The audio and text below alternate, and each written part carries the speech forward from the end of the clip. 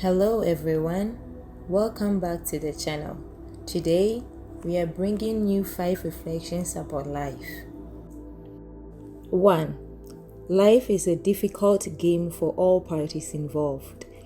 Every struggle, no matter how small, is truly difficult for the sufferer, even when we think we would be able to easily handle the problem.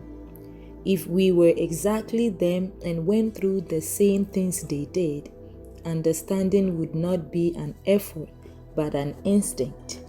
This one is about the human tendency to compare situations. When we see someone struggling with something, we are quick to assume that we would be able to quickly handle what they're going through without realizing that the way life shaped them might be completely different than the way life shaped us. Like, for example, the way you brought up can make a difference. Whether you were bullied in school or not could play a role in that. Whether your parents were understanding or critical could play a role in that too. And at the end of the day, also luck. Like, how lucky were you as a person in terms of opportunities, in terms of finding connection. All those things play a role in one way or another in shaping or telling how difficult something might be in relationship to something else. 2.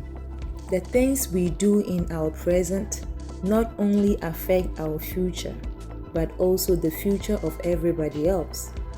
What we call chance in life is a result of our interconnectedness with the world at large.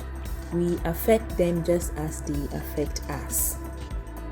This one is more about how we interact with the world. What we call chance, or when we think about the word chance, we think of something that just comes or falls from the sky magically, or the universe just bestows on us somehow. And it's not really like that.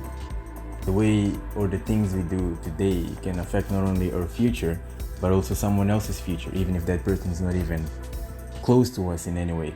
In the same way that that person's actions can affect our future in turn.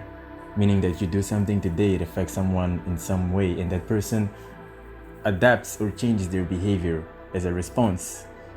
And that change also affects us in turn. The third point is picking your battles is not a weakness but wisdom. Not all wars should be fought, no matter how crushing the potential victory looks like it's going to be. Life has a way of turning winners into losers just because they won the wrong battles. Okay, this one is about how today we are too quick to try to retaliate any insult or any conflict we might have with someone else, or like whether a partner or a stranger, and our goal is to prove a point, try to win any conflict that we have. And then the thing is that sometimes that's not the best way to go about it. Sometimes you might win the current battle, like you might win an argument with a stranger, or an argument with a partner. You might win a fight with anybody really, and in the end of the day you end up losing, what we would say, the war. You don't gain anything, or even worse, you run into the risk of destroying relationships just because you want to be right, just because you want to prove a point or win. 4. There's nothing better than trying to be a better person and knowing you're making progress each day that passes. There's nothing worse than knowing you're a good person and then realizing you're not.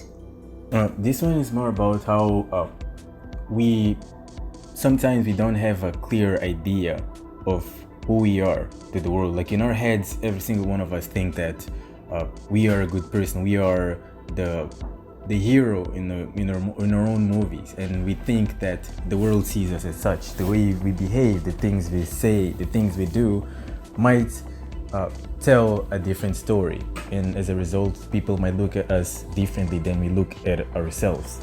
So this is more a call to action on trying to find or trying to have a more accurate view of who you really are. And you can only have that by consulting with other people, by asking other people for their honest opinion on what they think of you, and to set aside the instinctive reaction of denying any criticism that might come your way, especially when the criticism comes from other people and not from yourself. So it's more of a call to action to gain more clarity of mind with regards to yourself or who you are as a person and how the world sees you. And 5, some curses and blessings are self-evident in life, but sometimes some curses look like blessings and blessings like curses.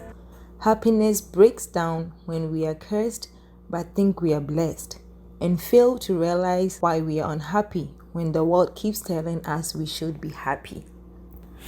This one is an extension of the previous point, which is, well, on the previous point we were talking about looking for clarity.